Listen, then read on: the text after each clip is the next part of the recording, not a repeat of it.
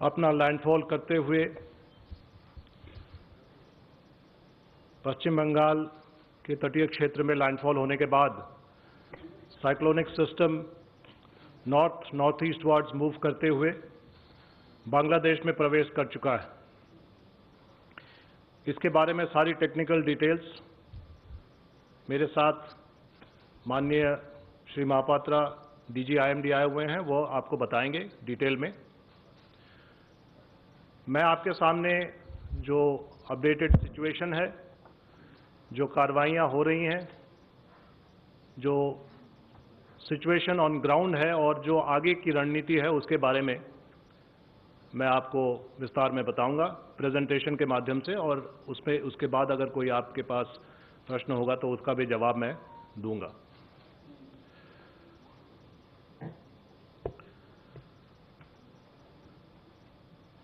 सबसे पहला मुद्दा जो आपके सामने मैं रखना चाहता हूं, आप थोड़ा सा प्लीज जस्ट फोटो। जैसा कि मैंने कल भी आपके सामने रखा था, उसमें थोड़ा बहुत ही बदलाव है। एनडीआरएफ टीम्स का जो रेस्पॉन्स का काम है वो तो साइक्लोन से पहले ही शुरू हो गया था, और जो प्रिवेंटिव डिप्लॉयमेंट या एंटिसिपेटरी डिप्लॉयमेंट है वो काम 4 दिन पहले से ही शुरू हो गया था। साइक्लोन के हिट करने के तुरंत बाद, जो कि दिन में उड़ीसा में हिट किया और आफ्टरनून में वेस्ट बंगाल में हिट किया, दिन में जहां हिट किया उसके तुरंत बाद आफ्टरनून में ही एनडीआरएफ की टीमें, दोपहर में ही एनडीआरएफ की टीमें और शाम तक एनडीआरएफ की टीमें फैन आउट कर गई थी, और उड़ीसा के जिन भी जिलों में उनका डिप्लॉयमेंट हुआ था, जो 7 जिले थे, उन सभी 7 जिलों में डिप्लॉयमेंट के आधार पर कार्रवाई शुरू कर दी थी। मैं आपको एसओपी के बारे में थोड़ा बताना चाहता हूं। एनडीआरएफ का ये एसओपी है कि जैसे ही विंड स्पीड इतना कम हो जाए जिसमें भले आम आदमी निकल ना पाए लेकिन एनडीआरएफ की टीमें निकल सकती हैं, उसके लिए एसओपी है, और उसके हिसाब से बाहर निकल आते हैं, जो रिस्क एलिमेंट को मिनिमाइज करने के साथ अपनी कार्रवाई शुरू करते हैं। तो वो कार्रवाई शुरू कर दिया, और पेड़ों को काट के साफ करना, रास्तों को क्लियर करना, इलेक्ट्रिक पोल्स अगर डैमेज हुए हैं तो उनको क्लियर करना, टेलीफोन वायर्स को हटाना, ये सारा जो काम है बदस्तूर जारी कर दिया गया था दोपहर या शाम तक उड़ीसा में। और अंधेरा होने के बाद, क्योंकि लैंडफॉल के बाद अंधेरे तक हवा चलती रही पश्चिम बंगाल के अधिकतर इलाकों में, तो देर शाम या अंधेरे होने के बाद गुम होने के बाद भी, बिजली नहीं होने के बावजूद भी अपने सोर्स और अपने लाइट्स जो हमारे साथ रहते हैं, हम लोग उस मामले में भी सेल्फ सफिशिएंट है, और उसी को इस्तेमाल करके कार्रवाइयाँ शुरू कर दी। आपको मैं उनके बारे में कुछ फोटोग्राफ्स भी आगे दिखाऊंगा। एक जो महत्वपूर्ण बात है वो ये है कि आज सुबह साइक्लोन के उपरांत जो पोस्ट साइक्लोन सिचुएशन है उसकी मॉनिटरिंग के लिए माननीय कैबिनेट सचिव ने नेशनल क्राइसिस मैनेजमेंट कमेटी की बैठक आज भी की, जिसमें पश्चिम बंगाल के मुख्य सचिव और उनकी टीम थी, और उड़ीसा के मुख्य सचिव और उनकी टीम उपस्थित थे वीडियो कॉन्फ्रेंसिंग के माध्यम से, ताकि जो नुकसान हुआ है उसका आकलन भी मिले, प्राथमिक आकलन, और रेस्पॉन्स के बारे में एक दूसरे से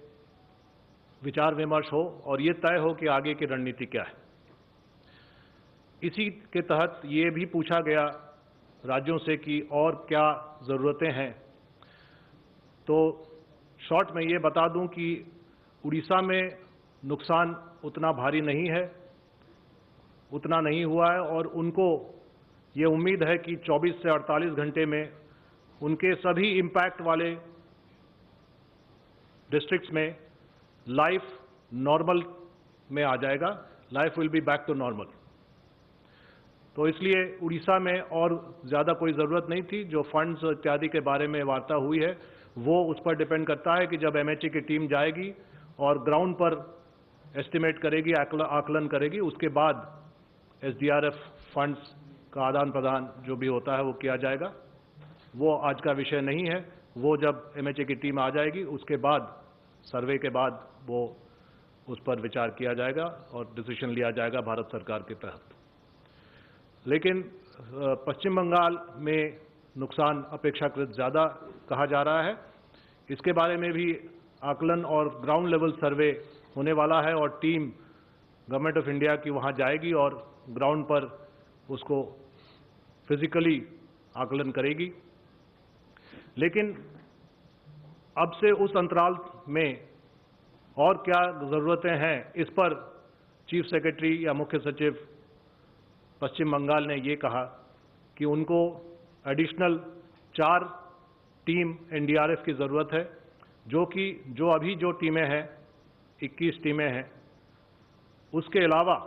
उनको बाहर से चाहिए, क्योंकि उनको रेस्टोरेशन वर्क में मदद की ज़रूरत है और टीम्स की ज़रूरत है। मुझे बताते हुए कोई हिचक नहीं है कि इमीडिएटली NCMC के चेयरपर्सन कैबिनेट सेक्रेटरी ने इस पर हामी भरी और गवर्नमेंट ऑफ इंडिया की तरफ से 4 टीमें और जा रही हैं। जो 4 टीमें जैसा कि आपके सामने है, एयरलिफ्ट हो रही हैं, जैसा पहले मैंने कहा था, हॉट स्टैंड बाय में है और एयरलिफ्ट हो सकती हैं शॉर्ट नोटिस पर। ये एयरलिफ्ट हो रही हैं और आज शाम तक या देर शाम तक ये टीमें पहुंच जाएंगी।